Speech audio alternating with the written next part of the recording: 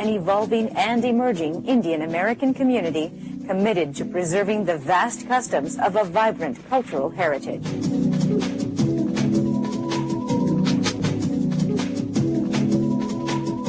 Welcome to Darshan America. Folks, we come to you from Washington, D.C. My name is Ramesh Butani.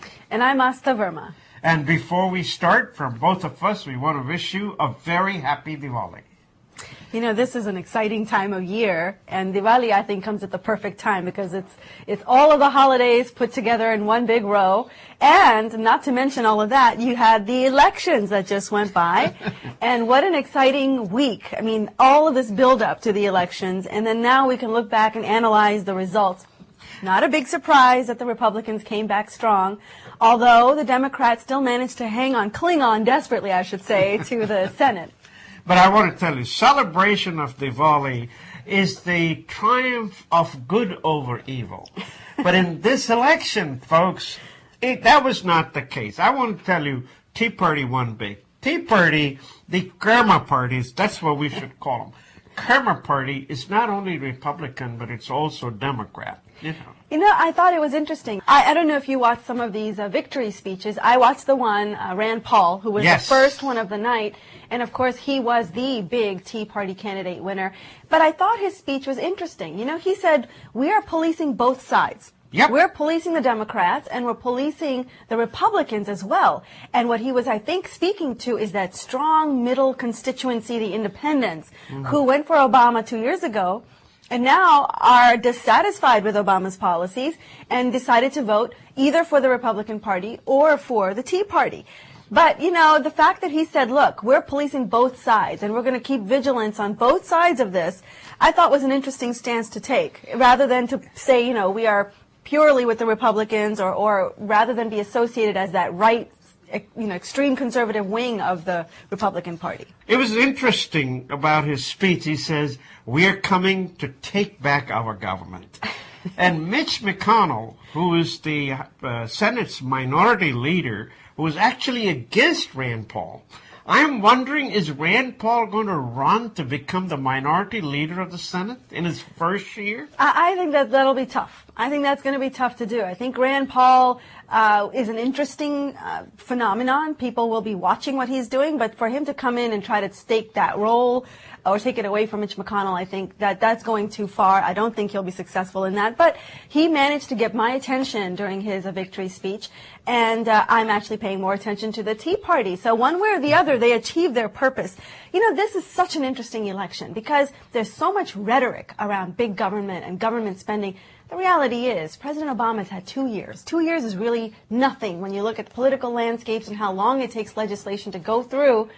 You haven't had a chance to really see his policies take effect or have an impact on the average individual. It's just the hearsay. It's the possibility of, the fear factor around that people voted against this movement as a movement, and they voted for the Tea Party.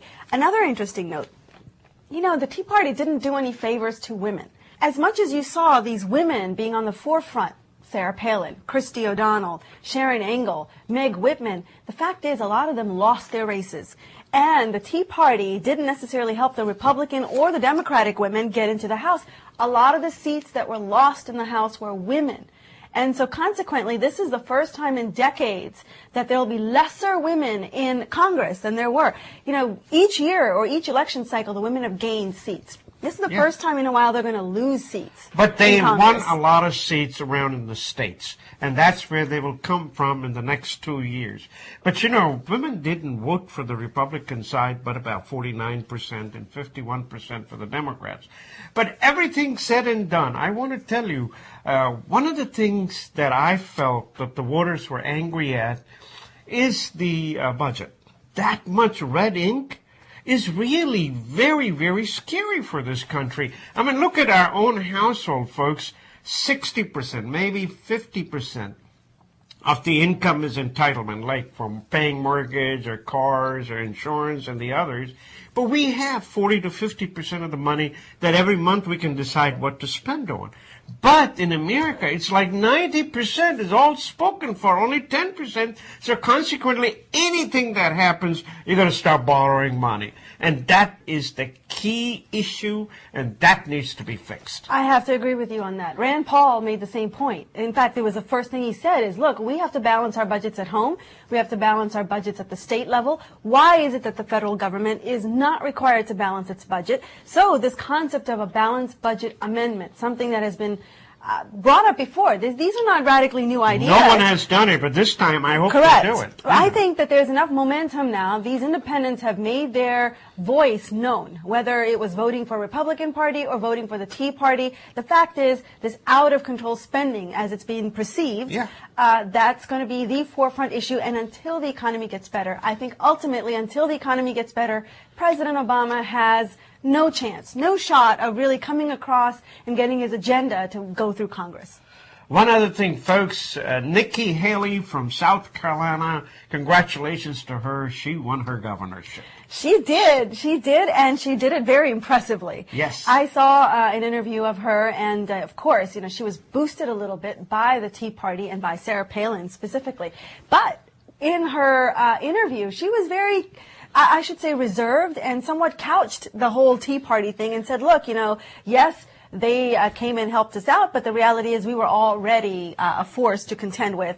And two, she was asked whether in 2012 should Sarah Palin run if Nikki Haley would support, in return, Sarah Palin. Yeah. And she kind of said, look, I'm not going to obligate myself either way. I'm going to hang back and see what the country needs. And my first focus is on South Carolina. By the way, I do have one bit of beef with her in her interview. I mean, I thought she did brilliantly in answering the questions, but she was asked point blank by Meredith Vieira on the Today Show whether she was proud of the fact that